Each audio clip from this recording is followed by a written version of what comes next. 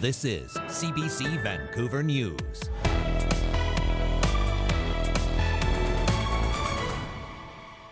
Seven years later and thousands more lives lost to toxic drugs in BC. It seems strange in a way to refer to something as a crisis when it has been going on for so many years. The plea for more treatment options and a safe supply. And higher grocery bills may be here to stay. I don't think we're ever going to see across the board prices coming down, unfortunately. Sobering news just as a major chain ends its no-name products price freeze. Plus, Lululemon lawsuit. Nike takes the Vancouver-born athletic wear company to court. Good evening, I'm Janella Hamilton. Thanks for joining us. Dan is away tonight. Almost 7 years after it was declared a public health emergency, BC's toxic drug crisis continues to kill a record number of people. 2022 was the second most deadly year on record. And as Mira Baines tells us, solutions are hard to find in BC's overburdened medical system. As she has for several years now, BC's chief coroner delivered the grim news. BC has experienced an average of 6 deaths every day of every week for 2 years due to toxic drugs. And these deaths were preventable. Slightly fewer people were killed by poison drugs last year than the record-setting numbers in 2021. But almost 7 years into the public health emergency, the toll is still devastating. At least 2,272 British Columbians lost their lives to toxic drugs in 2022. Only 34 fewer than the 2,306 deaths reported to the agency in 2021. This has gone on far too long. It's an emergency, and it demands an urgent response that's commensurate with the scale of damage that we're seeing. Buck says the province needs a comprehensive plan with everything from a regulated safe supply to effective patient-centered treatment. Most of the deaths involved middle-aged men inside private homes. The number of people under 19 dying from toxic drugs has also been growing, with fentanyl the leading cause. BC's Minister of Mental Health and Addictions admits the province needs a better system to track people through treatment and share waitlist information. We do need better data, and that is a discussion I've been having with health authorities, with providers that we contract with, to look at how we ensure that we do have better tracking. Surrey, Vancouver, and Greater Victoria reported the highest number of illicit drug toxicity deaths last year. But communities such as Kamloops, Abbotsford, Kelowna, and Prince George are also losing more people. Prince George is the hub that we do have people, they may require help in the smaller community, they can't get help. So they all come down to Prince George, end up because we don't have enough adequate facility here. So they end up just dying, and this is not acceptable. He's asking the province for a new treatment center in his community and a youth facility. It's one of many solutions that people across BC are hoping will save more lives. Mira Baines, CBC News, Vancouver. The toxic drug death toll comes on the same day BC has decriminalized small amounts of illicit drugs. The goal is to reduce stigma and keep people out of the criminal justice system. But some users feel underwhelmed by the new policy. As John Hernandez reports, there's concern over how weight limits will be enforced. The scale, I got it on the grams right now. That's 1.56 grams. For Dave Ham, holding on to this rock of cocaine is no longer breaking any laws. There's so many harms involved with the criminalization of substances. As of Tuesday, small amounts up to 2.5 grams of cocaine, opioids, methamphetamines, and MDMA are decriminalized. A major provincial shift in drug policy, but at the Vancouver area network of drug users, the change has fallen flat. 2.5 cumulative. We're looking at somebody's morning get up and go, right? And so you want them every 2 hours going back and forth doing stuff all the time like that. That doesn't make sense to me either, right?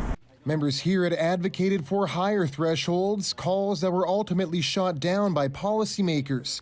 Chief among concerns, small amounts means more trips to dealers. Every time you go out, there's always a chance of something not going right. So the lesser times you have to do that, the better. And there's also worry about how the limits could be enforced. Ryan Maddow worries those carrying more than what's allowed could end up getting their drugs confiscated. When you have these thresholds of what people can carry, the police are still going to be out there to see who has these thresholds or more than these thresholds, and then so there's a good chance that maybe there will be more stoppages and more, police interactions. The VPD says its officers will be acting in good faith when it comes to the weight of drugs. They won't carry scales and will use discretion. Police say their focus remains on traffickers, not users. I can't see how decriminalization would increase any sort of criminalization of anyone. The policy taking effect as BC's deadly opioid crisis reaches alarming highs. Drug advocates here hope decriminalization will open the door for safe supply. I'm getting older, and I'd like to see something positive happen before I go. The policy will remain in effect for at least 3 years. John Hernandez, CBC News, Vancouver. The coroner's inquest into the 2019 suicide of a Vancouver police officer has wrapped up. Constable Nicole Chan filed a complaint against a VPD sergeant who was her supervisor, alleging sexual assault and extortion 2 years prior to her taking her own life. Today, the VPD's Director of Labor and Employee Relations testified about the force's policy on personal relationships in the workplace. Our Karen Larson has been following the inquest closely and has the latest. So today we heard from Christine McLean, she's the VPD's Director of Labor, on what the force's policies are on reporting personal relationships within the VPD. This is relevant to Chan's case because she did allege, as you said, sexual assault and extortion against a supervising sergeant, David Van Patten. Now, in that complaint, Chan alleged that Van Patten warned her against telling the police psychologist about their relationship and let Chan know that as her supervising officer, he had access to all her personnel files, including doctor's reports. So today we heard from Christine McLean that the VPD updated those policies in 2021, 2 years after Chan died by suicide. McLean said the expectation is that both parties in a personal workplace relationship at the VPD declare the relationship to their superiors. The VPD policy also says that other members of the force who have knowledge of a personal workplace relationship that could represent a conflict, for example, people of differing ranks, that third-party person also report the relationship. Well, the inquest jury is out and it will return with a ruling on the official cause and time of death and possibly with recommendations to improve policies and procedures that were examined during testimony, although the jury isn't compelled to make those recommendations. As well, there's a civil suit that has been filed by the family of Nicole Chan against the VPD, Van Patten. It also names the Vancouver Police Union, the Vancouver Police Board, among others, alleging that their actions contributed to Chan's death. We'll be watching to see what happens with that. Vancouver City Council has unanimously approved a $110,000 grant for the SRO collaborative. The funding will go toward a pilot program aimed at creating fire safety plans and identifying fire risks to buildings for building owners and firefighters. Tenants are afraid. The two deaths at the Winters Hotel last April really scared tenants and the community. And we all want to be involved in a proactive way. 220 SRO fires were recorded last year. That's double the amount of fires in 2018. City staff says SROs are a high fire risk because of old and possibly overloaded electrical systems and outdated sprinkler and alarm systems. Peterson says the best way to make residents safe is to build newer, safer housing, a solution she says is far from becoming a reality. City Council also voted unanimously to develop a new vision for the Granville Street Entertainment District. The revitalization plan will focus on economic and cultural stimulus through increased entertainment, live performances, restaurants, and new public spaces, as well as speeding up the development of new hotels. City staff will be working on a plan to address gender-based safety on the Strip. The planning program is expected to last 18 months. Dozens of animals have been killed after a fire broke out at a rescue center in Surrey over the weekend. From snakes and geckos to birds and turtles, the Urban Safari Rescue Society says it lost 60 animals after the blaze broke out Friday night. Operators say the building lost power, but at some point came back on, causing a surge. Fire crews say a heating unit caught fire and smoldered for hours, filling the space with smoke and soot. There were X's across the tanks where the animals didn't survive and check marks, and it was numbing. It's heart-wrenching to have cared for these animals for so long. And some of these staff and volunteers, they live, eat, and breathe urban safari. They get attached to these animals. Surviving animals are being cared for in temporary homes and are being checked for infections. The burned portion of the building will have to be rebuilt. Combs says they won't be able to reopen to visitors for months. The province was in Surrey to talk about their recent investments in transit. Without question, the most significant and exciting development of 2022 was moving the Surrey-Langley SkyTrain forward. Surrey-Langley SkyTrain is the first new rapid transit investment south of the Fraser River in almost 30 years. Minister Fleming also addressed the Broadway SkyTrain extension. He says when it's built, transit users will be able to go from Langley to Arbutus Street in Kitsilano. While those pledges were being made, bus drivers in the Fraser Valley announced they may go on strike as early as Thursday after the union representing them issued a 72-hour notice.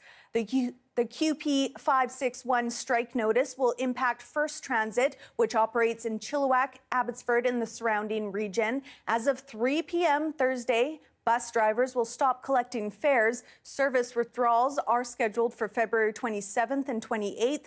If a deal cannot be reached by then, further job action is expected. And speaking of transit, commuters across the Lower Mainland ran into some slippery conditions today.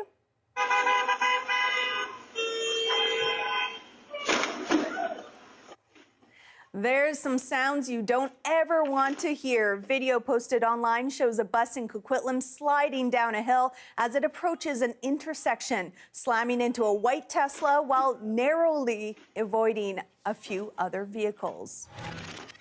And Environment Canada says be prepared for more slippery conditions with more wet snow and mixed rain on the way. Up to 2 centimeters is expected across the Lower Mainland tonight and into early Wednesday morning, with as much as 4 centimeters in higher terrain. The province is urging drivers to use caution and be ready for delays on roads and bridges. Crews will be out at the Portman Bridge and the Alex Fraser Bridge overnight doing snow and ice removal. Expect some lanes to be closed to allow for crews to work. Nike is suing Vancouver-born athletic wear company Lululemon, accusing the company of patent infringement. In a complaint filed in the U.S. federal court in Manhattan, Nike says it suffered economic harm and irreparable injury from Lulu's sale of its Bliss-free, Charge Feel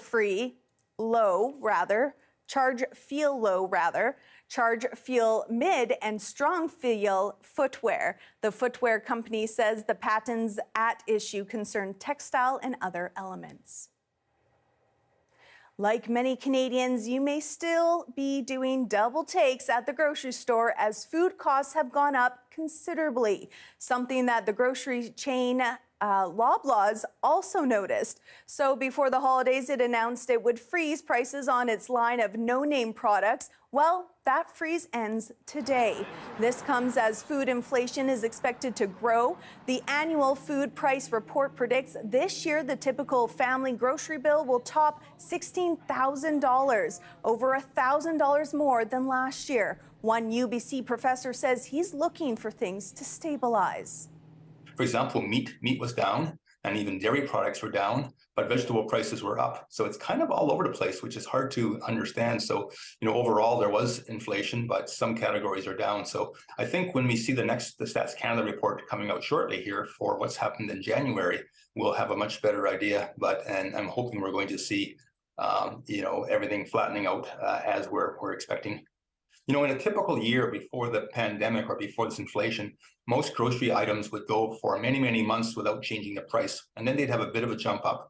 So maybe over the course of a year, they would jump up twice, and maybe they would be inflating, 2-3%. So that's where we have to get back to. I don't think we're ever going to see across the board prices coming down, unfortunately. Grocery shoppers out today say it's a grind on their wallets. Well, I've very clearly noticed an increase in price. Like going to the store and buying a couple items, it feels like I'm spending $50 for a handful of items.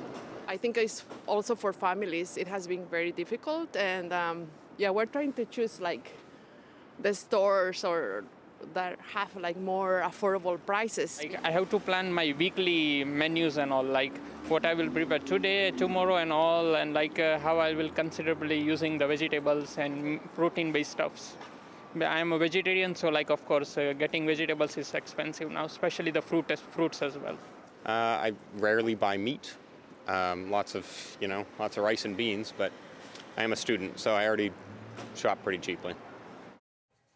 The Juno nominations have been announced, and there will be plenty of BC representation at this year's awards. 'Cause when we fight, you give me space and I communicate. And for a while I thought that's what I should appreciate.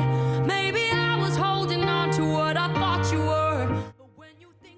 Lauren Spencer Smith is among the nominees for Artist of the Year. Spencer Smith is from Vancouver Island. Other British Columbians up for Hardware are Burnaby's Michael Bublé and Mission's Carly Rae Jepsen. And Alberta's Nickelback will be inducted into the Canadian Music Hall of Fame this year. It's something that I eat when I miss home. It's comfort food that, as you see, can draw quite the crowd. After the break, a look at a pop-up serving a popular Asian dish.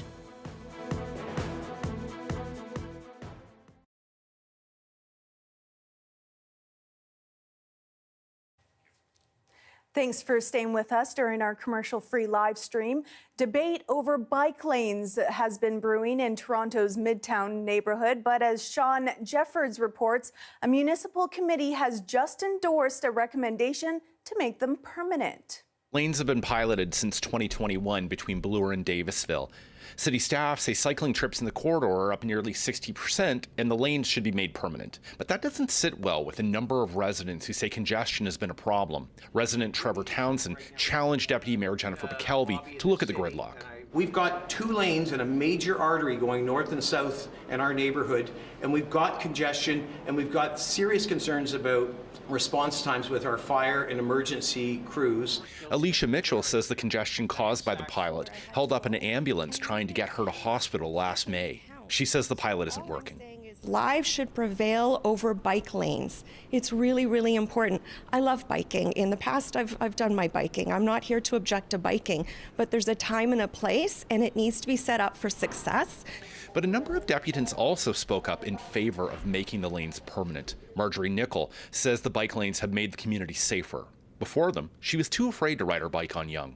For the past several months, I have been able to safely go shopping and dining in a neighborhood that I have avoided in the past. Aubrey and her brother Nick asked the committee to adopt the plan. Pretty soon I'll be graduating to a bigger bike, and I won't be able to ride on the sidewalks. I'm excited but also scared. I will be on the streets with cars and trucks. I'm with only a helmet to protect me. I don't think that's a safe idea. So I'm asking you today to please support bike lanes in Midtown and all over Toronto. Alison Stewart of Cycle Toronto says expanding the cycling network will benefit the entire city. These projects are great examples of what Toronto can accomplish when we prioritize making our streets safer, more enjoyable to visit, and more accessible for people of all ages and abilities. Deputy Mayor Jennifer McKelvey says city staff are recommending that the lanes become permanent, but she acknowledged that there may need to be changes. But it is important that we do continue to listen to residents and maybe see if there are some areas that can be approved along the corridor. But this project is important because it is contributing to our cycling network plan. The committee's recommendations will next go before City Council on February 6th for further debate. Sean Jeffords, CBC News, Toronto.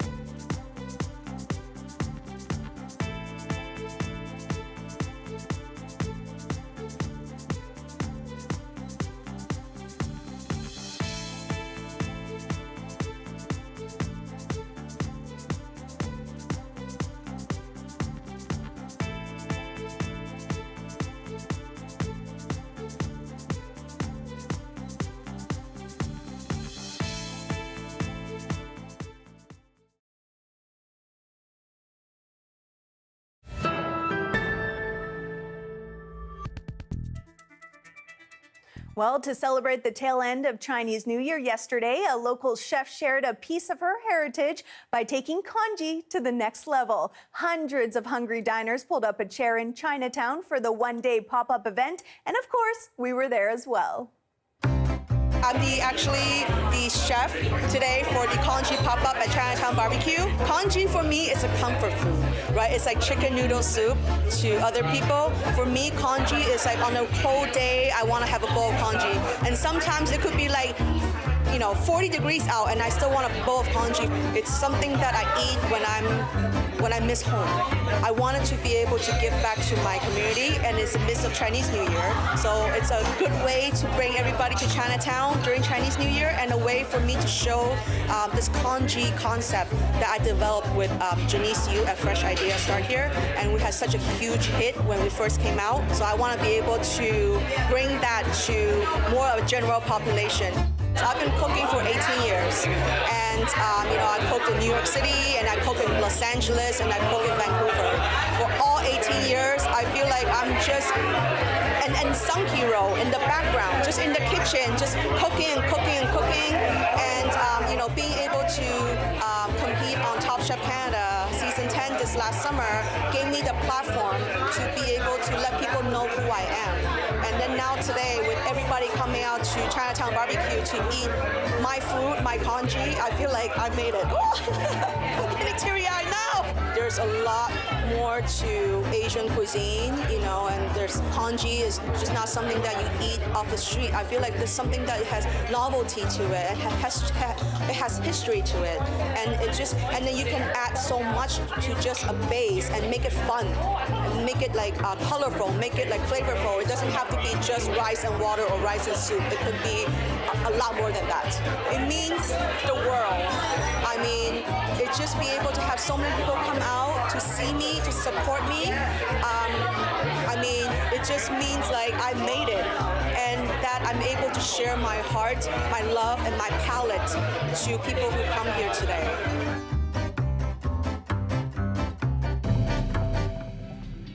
Here is a live shot of Georgia Street. It looks like the snow is slightly tapering off. Amy will have your full forecast coming up next.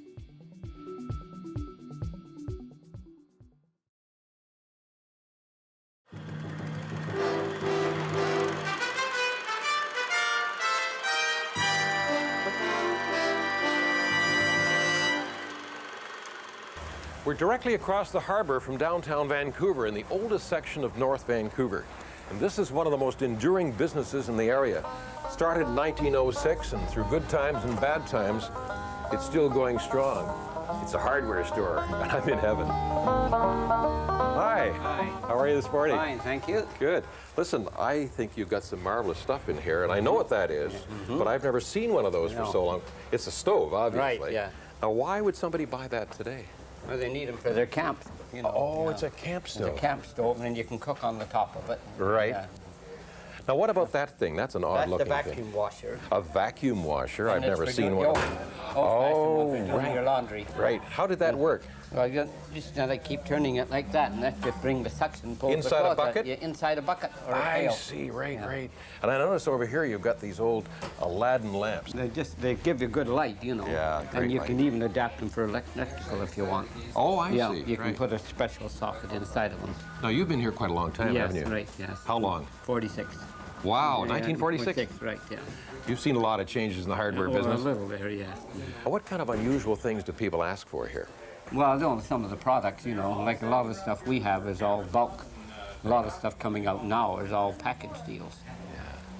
Quite a difference, isn't there? Quite a difference. Well, a lot of people want to get 3 or 4 screws instead of having to buy a packet of 10, So we can give them whatever they want. We noted for having a lot of oddball stuff here.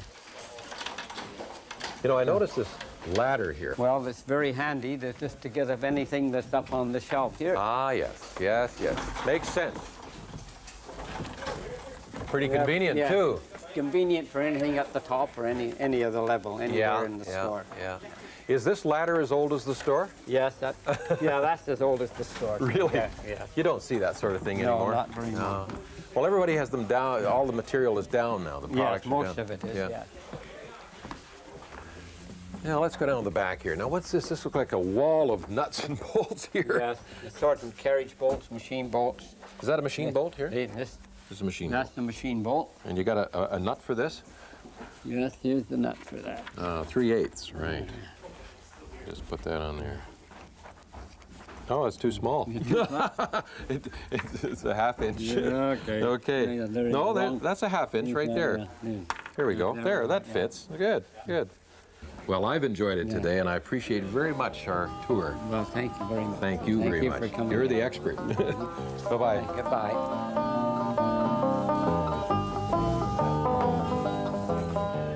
You know, I get the feeling that something's watching me in here. Oh, well.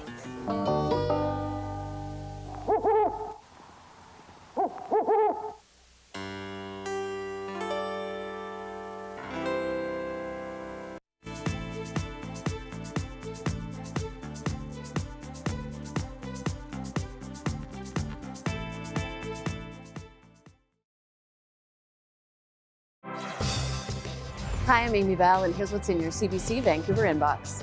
On March 2nd, join CBC Vancouver's Michelle Elliott and a panel of top UBC experts at the UBC Med Talks, a hybrid event on the topic of healthy aging. Register at alumni.ubc.ca and never miss a special programming series, event, or contest. Subscribe to CBC Vancouver's e-newsletter at cbc.ca/Vancouver inbox and keep connected with us. The weather update is brought to you by Direct Buy Furnace, installing the most reliable heating and cooling brand. It's hard to stop a train. Well, Amy, I knew it was coming, but I was still so surprised to see that white stuff out my window this morning. Yeah, I think most people were. We did know there was a chance of it, and it was in the forecast, but it was sort of a wait and see if it was the perfect storm of precipitation and temperatures. Surprise, it was. So we saw that snow falling early this morning from about 4:30 all the way through till about 10 or 11. So it did accumulate quite heavily in a few areas. A lot of that, though, has passed, and we are seeing some showers.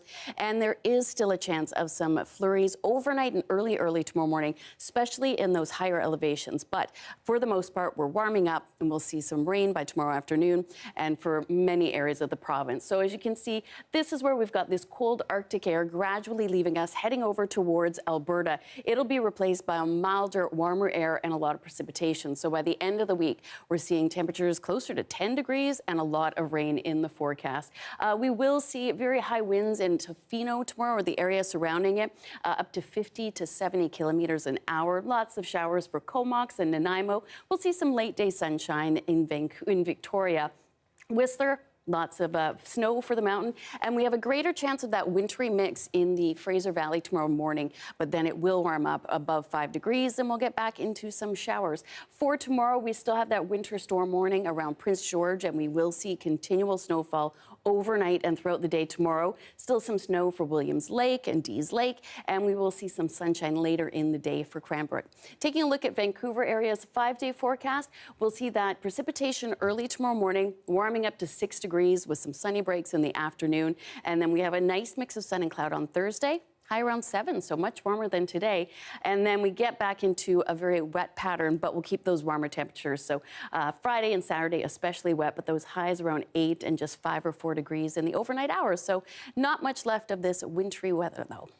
February means usually here in the Lower Mainland, wet. More and more rain. Thanks so much, Amy. You're welcome. That is your late news for Tuesday night. Thanks so much for watching with us. Of course, you can visit our website, cbc.ca/BC, for news anytime. Your next local news is on the early edition. That starts tomorrow morning at 5 a.m. Have a great night.